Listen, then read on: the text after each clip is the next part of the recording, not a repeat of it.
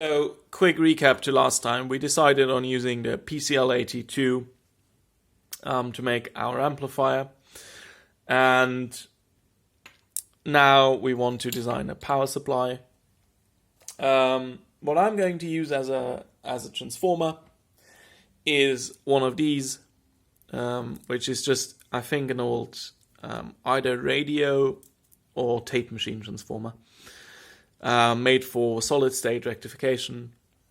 If you don't have something like this and don't want to buy an old transformer off eBay, there is a lot of manufacturers, for example Hammond, that will definitely give you a transformer that suits your needs and has 275, it says down here, if it would focus, 275 volts of output, and that's fairly decent. I mean, that will give us about 330, 340 theoretically.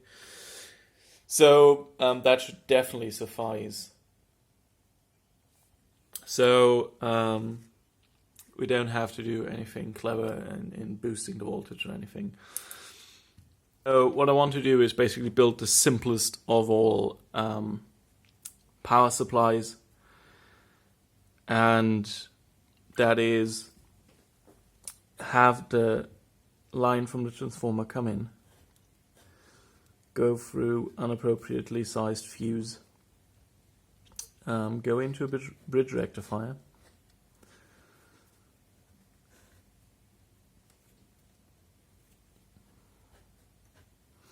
and then have this go into either a capacitor or a bank of capacitors, like this, and then also have maybe a smaller non-polarized 1 microfarad here, so the charge characteristics of these will be different, and that will just improve the filtering by a little. And also, if you have large capacitance with high voltage on it, always include a bleeder resistor, so you don't shock yourself or others once the thing is unplugged, because these large capacitors can hold charges for weeks, months, depending on the capacitor type, really. So to determine the size of this capacitor, what you really want to do is either oversize it grossly, which, well, that's not a good solution really, but a lot of these audiophiles and assorted people do that. Just put as many capacitors as you can cram in there, just put them in, will probably be alright. But what's much better is to actually use a simulation program like LT Spice or the Duncan PSU simulator, I think it's called. Could also use Tina TI or something like that. But if you do that, and if you assume, let's say, 100 milliamp load here, 100 milliamp, you see that if you have about 500 microfarad here, you'll get at 100 milliamp load about a volt of ripple, which I determined to be quite acceptable. Might not meet super hi-fi specs, but that's not what we're going for. If you would want that, just put double the amount in, and you'll be definitely fine. But usually this is going to be less than 100 milliamps, I think. Depends a bit on what circuit we're actually building then, but usually you're going to have 100 millivolts of ripple or so on here, which will be perfectly acceptable.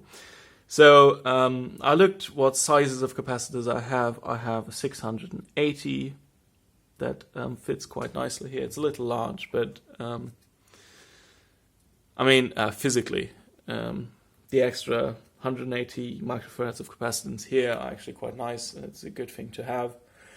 But the capacitor itself, it's an older style capacitor, still very good though. And by older, I mean it's like 4 or 5 years old, and it's not something that's been baked in a device for 50 years. This is like a new capacitor out of a box. So, but capacitor sizes have been getting smaller over the last couple of years. So this is just physically a little larger than a competing modern capacitor. But this is all right. So this is basically the simplest possible anode voltage supply, and this will do perfectly fine. This I usually put a 220 kilo ohm here. This will discharge it fairly slowly, but still fast enough so you don't shock yourself or others if you open the case. So let's go to the heater supply next. So for the heater supply with these PL style tubes, what you usually do is, these are series string tubes. You just have the filaments of your whole device connected in series, and then you connect them up to the mains, most likely through a resistor to make up for the extra voltage difference. So this string has, I don't know, 180 volts, and then you'd put something that will drop 40 volts at 300 milliamps, and then you'll have 300 milliamps through all of this. Problem is, first of all, I have a string that drops about 30 volts, so I would have to drop over 200 volts. Depending on where you are, might actually be less. But where I live, I'd have to drop 200 volts at 300 milliamps, which is 50 watts or thereabouts, which is completely unacceptable to drop this in a resistor. This is just ridiculous. So what you can do today, because we have nice large non-polarized capacitors, is you could put a capacitor in here, and because this is AC, this will have an impedance, and if you choose the impedance in a way that this will drop 200 volts at 300 milliamps, then you won't have any lost power here, but you'll still heat your filaments, because this capacitor here will not burn the power away. This is just its AC resistance and the way it shifts the phase that makes this work. So that would be a nice solution, and to do this, this would come out to be, I think, about 5 microfarad. I think actually less, 4.4, if you calculate that. And how you do this is basically you get your resistance from here, which is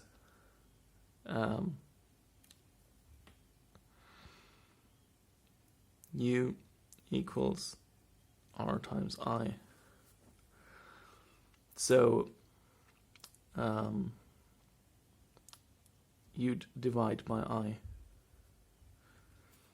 get U over I, R, and then you put 30 and 0.3 in here, which means this will be 100 ohms of resistance when the filaments are warm, mind. When they're cold, this is the resistance is much lower, and then you'd have the other voltage, which is 200, and then that would give you about 660 ohms. And now you'd just use your formula for the impedance of a capacitor to find out what capacitor you need to have this impedance. And then you just put it in there, and that will be fine. This would probably work. You'd have to be a little careful because this is AC and you don't want to induce any additional hum. So I really like to do DC filaments. I have a couple of reasons for that, but I personally, from my experience, usually projects sound better and there's less hum if you do proper DC filaments. If you do DC filament badly, you'll actually have it much worse than the AC filament. Because if you twist your wires in AC filaments, you'll actually have the noise cancel itself out. If you do DC filaments, then you'll have, and you do it badly, you have spiky DC, and that will just induce noise. So this is really a thing of personal preference, not so much about performance. You can make this work really nicely, but I like to use DC filaments. And what we could just do is just have the same setup, but have this go through a bridge rectifier like this, then have this go to capacitor like this,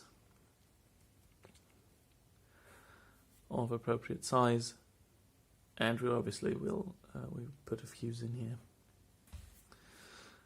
and also choose a very important, choose an appropriately rated capacitor for this and for this. It has to be an AC line rated capacitor of appropriate voltage rating, which means you should probably have at least 300 volts AC rating, and it should be meant to go on the line. So then you'd just have your filaments here, and then return them down to ground. And this definitely works like this. You choose your capacitor, same thing. But this has a problem. If one of the filament burns out, if you have a break in here, then what will happen is the voltage here, because it's no longer pulled down by this resistor, the voltage here will rise until this capacitor will ultimately fail. Except if you use a 400 volt capacitor, then you'll just get line voltage on this capacitor, which is also not something you'd want. So, same thing, if you pull the tube out while it's running, you definitely blow this capacitor. So, we have to do something about this to make this save. And the easiest way to do this, and also has the nice effect to reduce the ripple quite a bit, is you just use a very simple Zener diode regulator, which is you put a transistor in here. And I don't really have any issues with using transistor here, because we're also using solid state rectification here. And this is just something that I do because the rectification of this regulator is not going to make a real difference. It's at the best very questionable if a vacuum tube amplifier like this will sound better than a properly designed transistor amplifier, but it's not something I want to go in. I just design vacuum tube amplifiers because it's fun. I also design transistor amplifiers sometimes, which is also fun, but I just like vacuum tube amplifiers a little better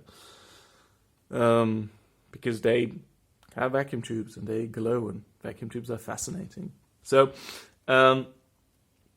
what you want to do is basically have a shunt regulator here with a Zener diode that is about the combined filament voltage. So this would be 32 volt Zener. And what this will do is you'll have your AC come in here. So this is, just draw little diagrams here. You'll have AC here. It'll look a little like this.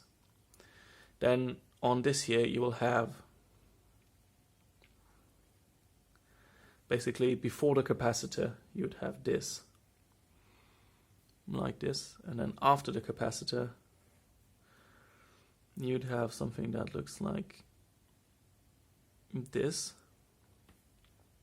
And then what this does, this regulator here, every time this rises above the 32 volts, it clamps it down to ground, so you'd have much nicer and cleaner, much nicer and cleaner filament supply. And also, the main reason I'm doing this is because this will limit the voltage to 32 volts. And you definitely have to put this transistor on a heatsink. Because if you disconnect the tubes, this will burn away all of the 32 times a third, which is then basically about 5 watts. This will burn if you pull out this tube and the filament breaks. Normally this doesn't get very hot because the voltage is all dropped by these filament lines, and this only has to clamp these peaks here. But if this breaks, then basically all of the 5 watts that before did go in here.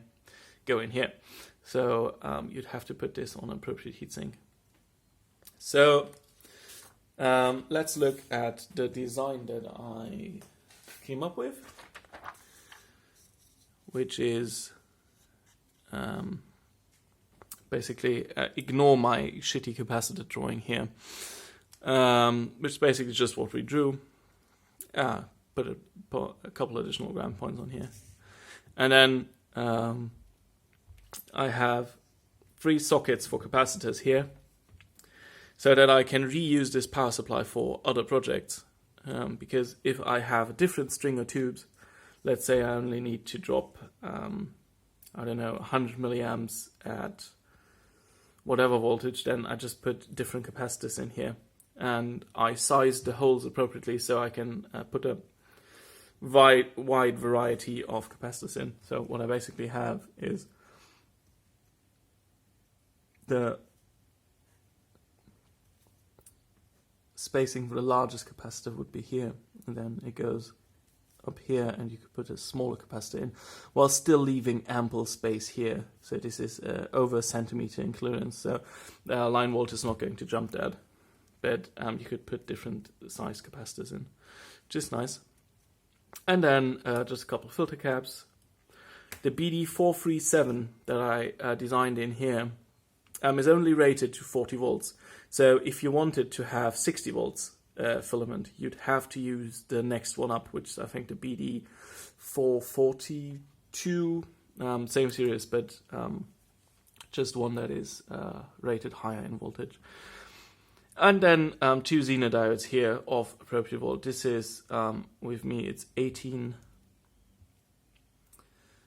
And then making up the difference to 32 is 14.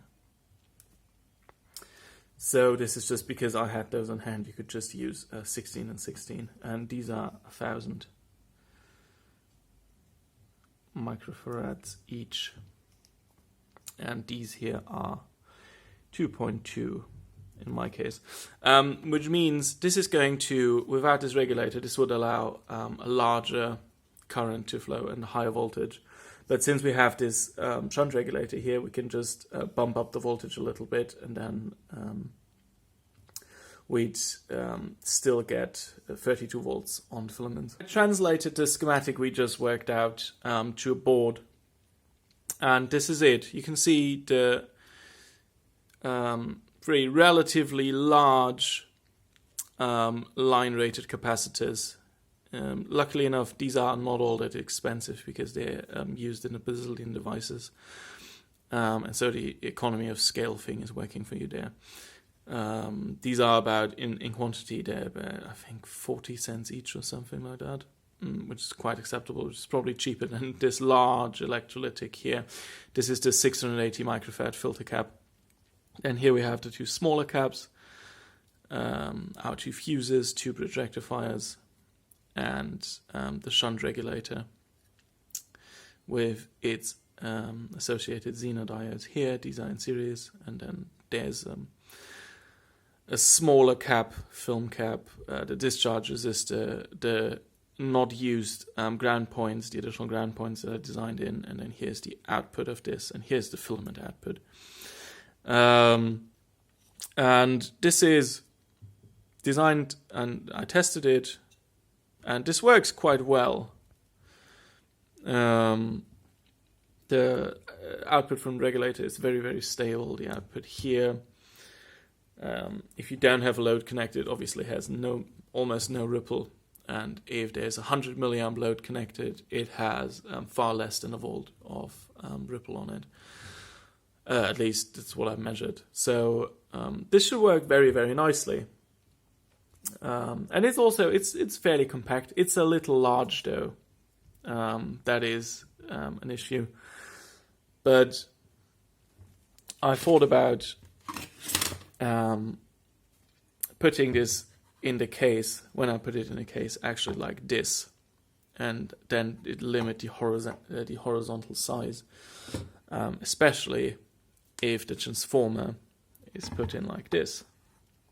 Then this just makes up for the space that you normally use under this voltage selector. And then you have the tube board here, and this is what is holes in there. The output transformer is here, oriented differently to this, so you don't get much coupling. But this is just a preliminary. We'll see how this works. So this is the power supply all done, and I think in the next video we'll have to design the actual amplifier circuit.